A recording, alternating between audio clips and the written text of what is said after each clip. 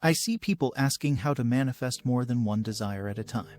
First of all, I feel quite uncomfortable when I see that question because it's focused on desires and cravings instead of just asking how is manifested an event. Because the word desire is quite irrelevant anyway. You manifest what's on your mind, not necessarily what you desire. But ironically, when you understand that, you manifest your desires way easier. You see, once you manifest for years, once you understand the law, you don't think in terms of wants and desires. You think in terms of events and the nature of events. So for example, I don't have the desire to manifest more money. Sure, I already have money, but how do I sustain it? Well, by generating it constantly. Please keep this sentence in mind, by generating constantly. When I think of my bank account, I see plenty. I see what I want to see. Now, let's say that I have enough or more than enough, but for some reason, a money problem happens. Well, in that case, I don't really begin to do a new technique to fix my money problem, or I don't doubt my past money foundation.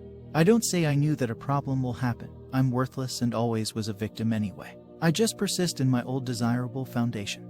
And when I see that problem or think of it, I see it as fixed, resolved. Do you see where I'm going with this? The message is that I manifest constantly. It's my natural way of thinking to include the technique of fixing or creating new things naturally. What I'm trying to say is that manifestations or events or facts are ongoing, always in a changing state. There will never be a point in your life where everything is done and perfect because your mind is always in motion, so things are not permanent. Nothing is set in stone, so you manifest with every breath anew. Just like with the example of money, I could have a problem with my health. I could suddenly see that I'm sick. Well, in my mind the same process will happen. I will persist in my old desirable assumption of health, but if there is a new problem, I will include in my mental diet that even this problem is now fixed. Even seeing and feeling the problem in my present reality won't really bother me because my mind is not dependent on any physical reality. I have always had the power to generate the state I want no matter what problem I have. The same example to relationships. I always believe that I'm loved like a living God, and in my experience I am. But if there is something that I consider as not desirable, I will fix it in my mind the moment I see it. I will never doubt or cancel my previous strong foundation of self-love. I just see a problem and I don't react to it emotionally, or I will not make it a big deal in my mind. In fact, often I laugh at my obstacles or problems. Of course, all problems listed are examples only to show you the point, because problems hardly occur with a strong foundation in your mind. You will hardly have a millionaire mindset and wake up with a money problem, or you will hardly be abandoned or not loved when you know that you are attractive. An advanced level of manifestation is when you are on a constant generation of desirable thoughts and states. You see a problem and it is fixed the moment it enters your perception. So if there are many desires you have, you include them in your mental diet and your normal way of thinking and feeling as if you already have them.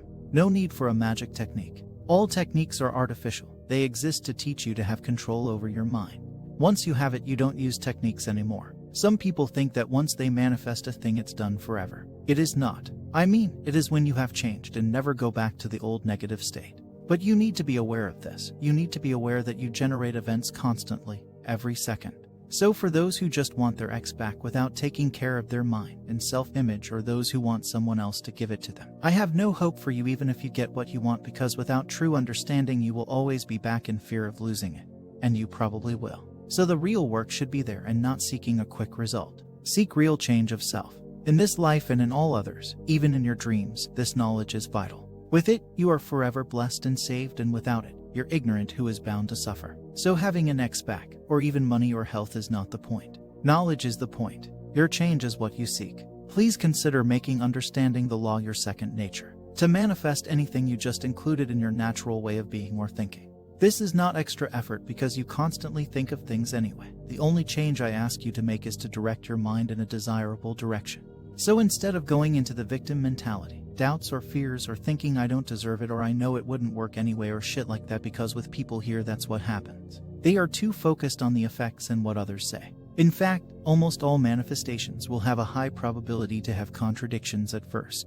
But instead of being impressed by them, you go within and ask yourself, okay, what creates those obstacles? So in my manifestation, or in my manifestations in general, when I see an opposing force, people expressing their doubts, things not going the exact way I want, or anything that is opposing, sometimes even a seeming failure, I do not abandon. I never trade my confidence, power, and desires for a victimhood mentality or half-accomplished goals. Most people here do that. Even at the smallest opposing word or effect, they are crushed and destroyed. This is a huge problem. It shows a great lack of understanding. It's not a lack of faith, because faith and trust and conviction are the results of knowledge. Instead of just accepting a half-completed manifestation, I asked myself what thoughts, feelings, and emotions created those opposing forces. After observing my mental activity, thoughts, feelings, mental chatter, my excuses, basically anything I feel and tell myself, I see that I was not living fully at the end, or in basic terms, I had some opposing thoughts and feelings.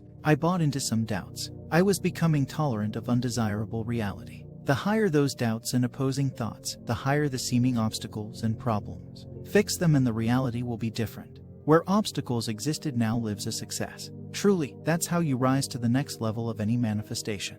You refine your mind more and more in the desired state. If you see only small steps toward success, it is because you advanced only a little in your mind.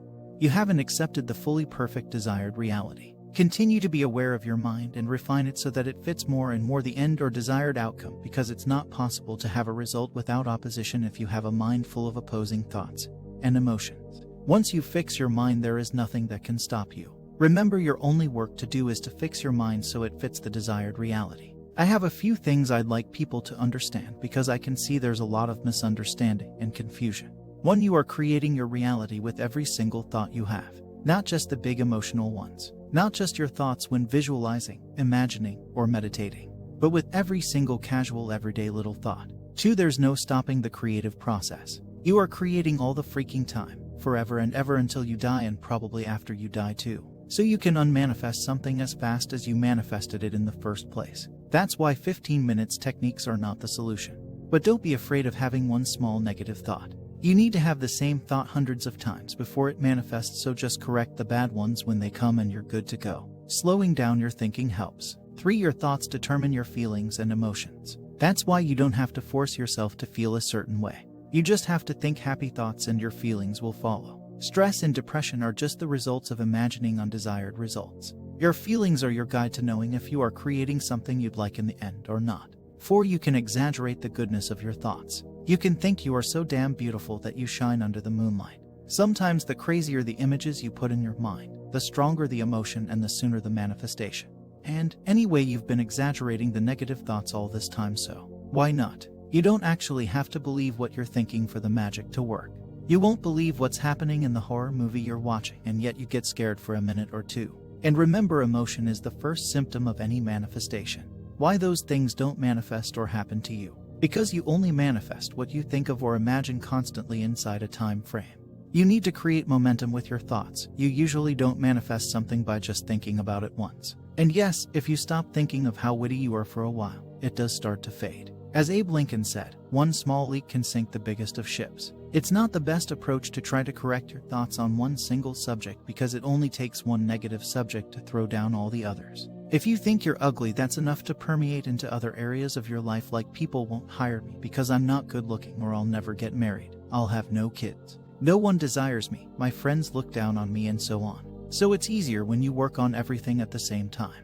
I could go on for hours, but the point is, once you figure out that every single thought is like casting a spell, you understand that we're magicians or even gods. And you start having lots of fun because doing it is almost effortless. You just start casting spells consciously because you choose them. And then things shift so damn quickly you won't be able to believe it. It's crazy, and I love that I figured it out.